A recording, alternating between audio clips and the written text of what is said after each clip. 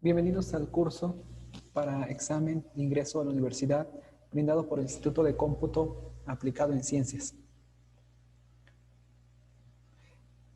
En este curso vamos a revisar el temario de biología, el tema 1, teoría celular, y los subtemas, descubrimiento de las células, formulación y postulado de la teoría celular. Este temario está basado en la guía brindada por la Universidad Nacional Autónoma de México.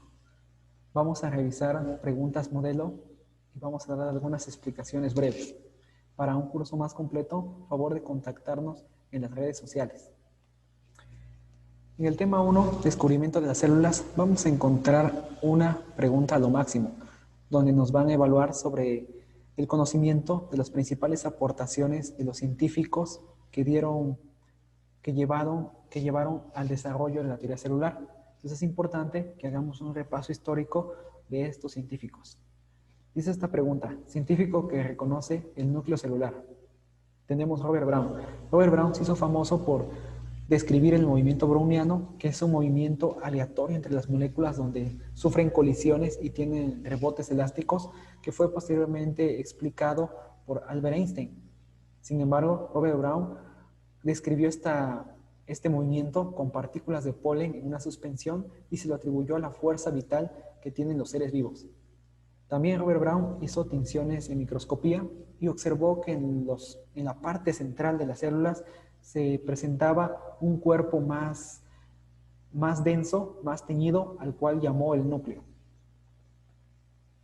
Anton van Leeuwenhoek, él no era un científico, él era un tallador de vidrios, porque utilizaba estos vidrios o lupas para observar la calidad de las telas que él comerciaba.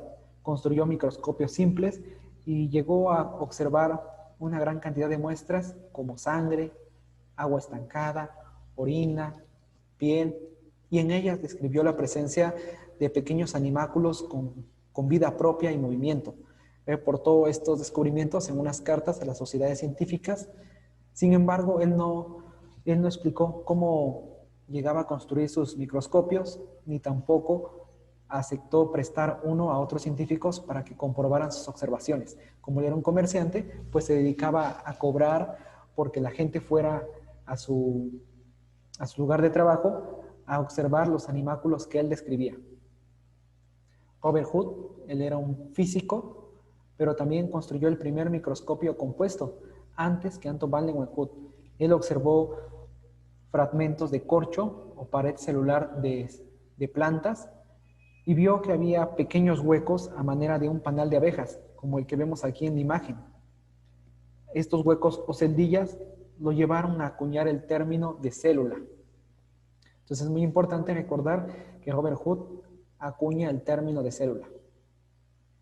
H. Druttochet fue un científico que incursionó en varios campos. Él describió la ósmosis, o el paso de agua a través de una membrana semipermeable, la respiración celular, hizo aportaciones en embriología, estudió el funcionamiento de las cuerdas vocales, y en el ámbito de la célula, él observó muestras de tejido vegetal y describió que todas las plantas que él observaba pues estaban formadas de células. Entonces él contribuyó al planteamiento de la teoría celular anatómica, que nos dice que todos los seres vivos están formados de células.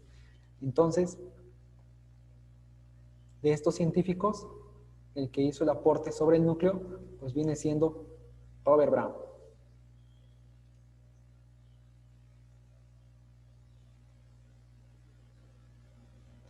Esta otra pregunta: científico que demuestra el carácter universal de la teoría celular al mostrar la naturaleza celular del sistema nervioso.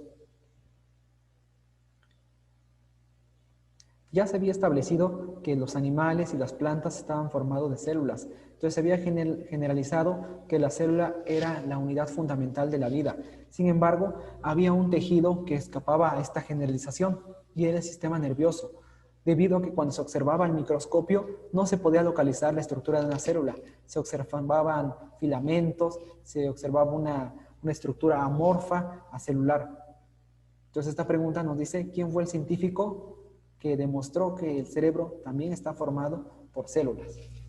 Tenemos a Dedut.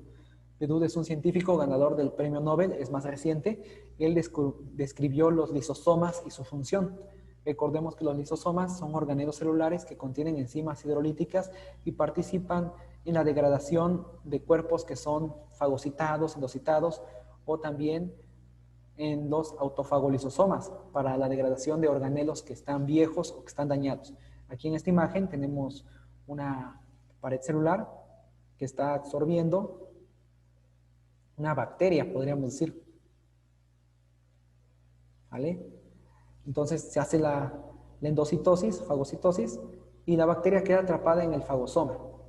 Después viene el lisosoma primario, que contiene las enzimas hidrolíticas, se fusiona con el fagosoma y forma un fagolisosoma o lisosoma secundario. Se desintegra o se digiere la bacteria y después puede ser utilizada para la síntesis de proteínas o puede ser excretada.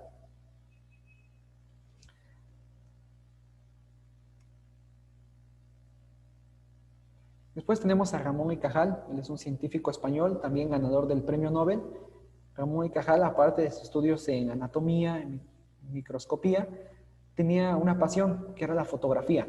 Entonces él utilizó sus conocimientos de fotografía para hacer tinciones del sistema nervioso central utilizando plata. Con esas tinciones él pudo describir la estructura de las células que forman el cerebro, las neuronas, y escribió más de una docena de neuronas y esto lo llevó a ganar el premio Nobel.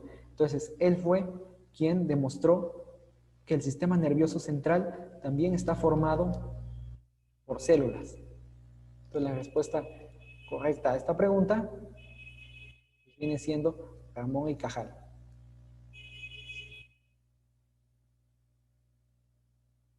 Robert Brown, como ya mencionamos, describió el movimiento browniano e identifica el núcleo.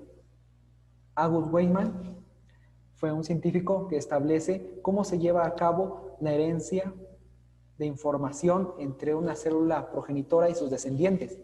Él decía que en el núcleo existía alguna estructura que llevaba esta información, lo que ahora nosotros conocemos como el ADN. Sin embargo, en ese tiempo, pues todavía no se tenía datos sobre la existencia del ácido desoxirribonucleico. Entonces él llamó a esta sustancia plasma germinal y su teoría se conoce como el plasma germinal.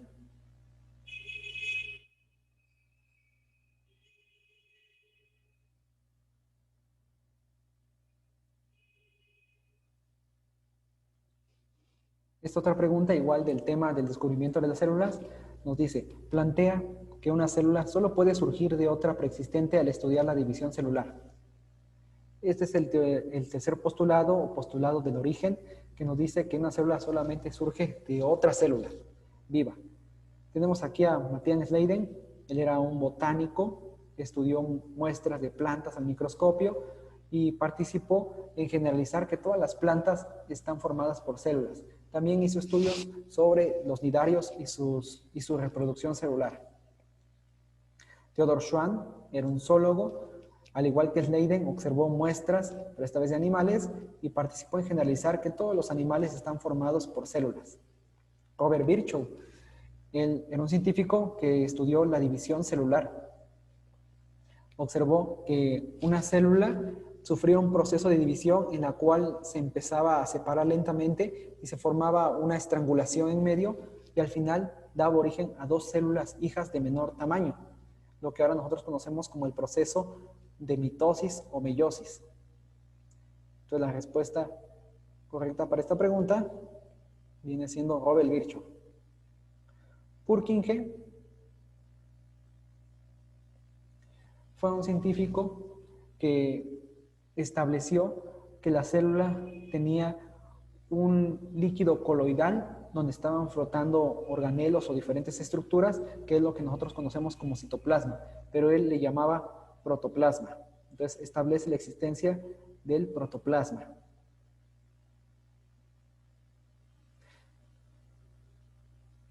Les dejo aquí esta línea del tiempo donde tenemos a los principales científicos que aportaron algo en el descubrimiento de las células. ¿Sale? Viene la fecha y su aporte principal.